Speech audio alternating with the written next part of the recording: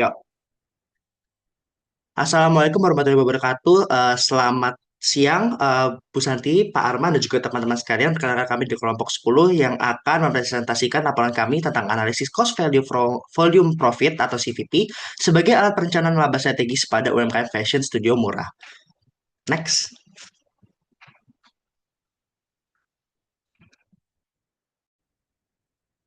Baik, kita masuk ke latar belakang terlebih dahulu. Industri fashion merupakan salah satu sektor ekonomi kreatif yang memberikan kontribusi signifikan terhadap produk domestik bruto atau PDB. Namun sayang sekali, sebagian besar dari UMKM masih memiliki em, pencatatan keuangan yang terkadang kurang rapi.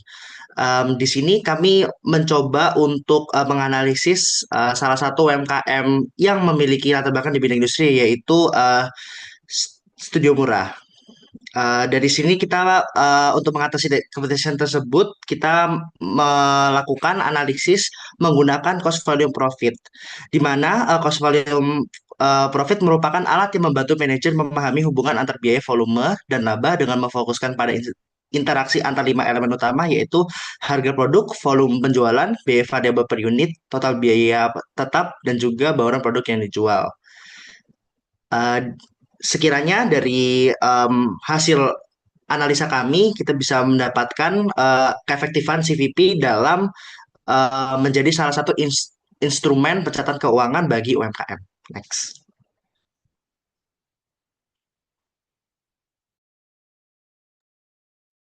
Baik, untuk perumusan masalah dan tujuan penelitian sendiri, di sini kita akan mengklasifikasikan dan dari struktur biayanya seperti apa. Kemudian kita juga dapat melihat tingkat penjualan minimum dan BEP-nya seperti apa, karena BEP itu juga masuk dalam kategori atau bagian dari cost volume profit tersebut. Nah, di sini kita juga ingin melihat bagaimana sih pengaruh perubahan volume penjualan terhadap tingkat perolehan laba dari Studio Moera ini, dan seberapa besar tingkat keamanan penjualan yang dimiliki oleh Studio Moera ini untuk tetap beroperasi secara lancar dan menguntungkan untuk kedepannya.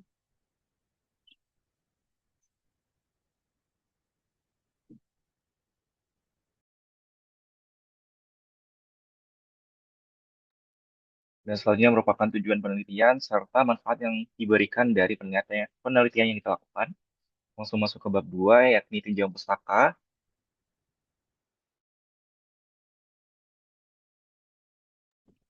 Berikut adalah definisi untuk uh, konsep akuntansi manajerial untuk UMKM. Yang pertama adalah definisi akuntansi manajerial dan perannya. Secara singkat, akuntansi manajerial adalah sistem informasi yang dirancang untuk kebutuhan internal manajemen dan digunakan untuk membantu akuntansi di suatu UMKM. Lalu selanjutnya definisi next next. Lalu Srima dan Surya di sini menegaskan bahwa anggaran merupakan alat fundamental. Di mana di sini sorry ada typo atau ralat. Ini adalah definisi budgeting. Di sini Srima dan Surya menegaskan bahwa anggaran merupakan alat fundamental dalam perencanaan dan pengendalian usaha. Next. Baik, untuk selanjutnya kita masuk ke dalam teori cost volume profit. Yang pertama ada definisi CVP. CVP sendiri seperti yang disebutkan pada awal ada instrumen manajerial yang digunakan untuk memeriksa hubungan antar total pendapatan, total biaya, dan laba operasi terhadap perubahan-perubahan terjadi pada tingkat volume output, harga jual dan biaya variabel per unit, dan biaya tetap. Ini definisi dari Garrison et al. Pada tahun 2021. Next. Berikut merupakan komponen-komponen CVP yang ada. Next. Selanjutnya di sini ada konsep margin kontribusi yang dimana kita di sini mendefinisikannya sebagai nilai dari pendapatan bersih setelah dikurangi biaya variabel atau selisih antara pendapatan dari penjualan dan biaya variabel yang terkait dengan produk tersebut. Nah, di sini kita mendapatkan beberapa rumus dari margin kontribusi ini. Yang pertama ada margin kontribusi total, yang dimana total penjualan min total biaya variabel. Kemudian ada margin kontribusi per unit. Nah, di sini kita pecah jadi per unit, yaitu harga jual per unit dikurangi biaya variabel per unit, dan juga rasio margin kontribusi yang berada pada gambar tersebut.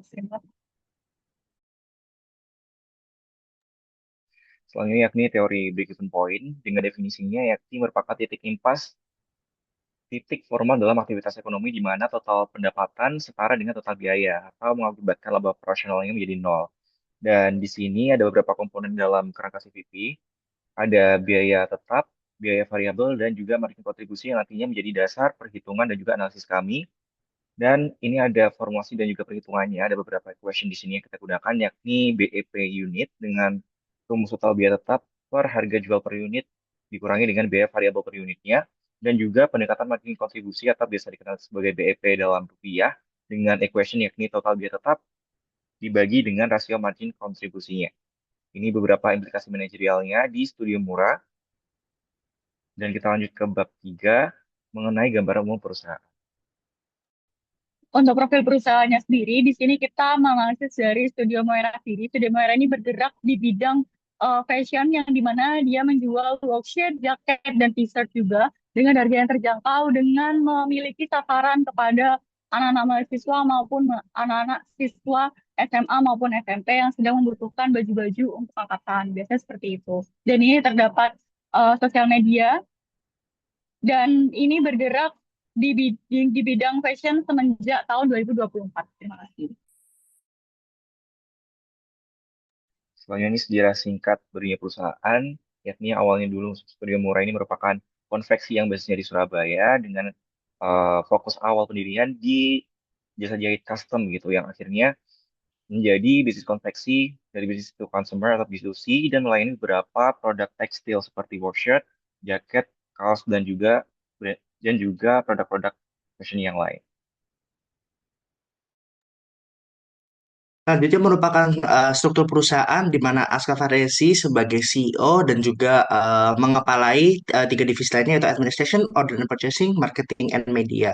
Perlu dinotabene untuk divisi di bawahnya terdapat third party yang terlibat, jadi memang disarankan untuk tidak disebutkan untuk anggotanya. Gitu, next. Selanjutnya ini adalah laporan keuangan dari perusahaan. Di sini ada estimasi biaya produksi untuk 1 tahun, di mana ini juga adalah estimasi kasar untuk 684 pieces. Di sini ada pembelian bahan workshirt dengan total 25 juta, pembelian bahan jaket dengan total 14,5 juta, lalu ada pembelian bahan kaos sebesar 6,5 juta, ongkos jasa jahit, potong, dan finishing dengan total 17 juta, dan juga biaya overhead tahunan sebesar 22,2 juta dengan total biaya produksi estimasi kasar 86,5 juta. Next, ini adalah variable cost-nya untuk dari bulan November 2024 sampai Maret 2025. Lalu selanjutnya ada sales, volume, dan revenue. Di sini ada pendapatannya dengan volume 285, total pendapatan 45,5 juta. Lalu di sini ada next. Di sini ada tabel pendapatan dan rinciannya.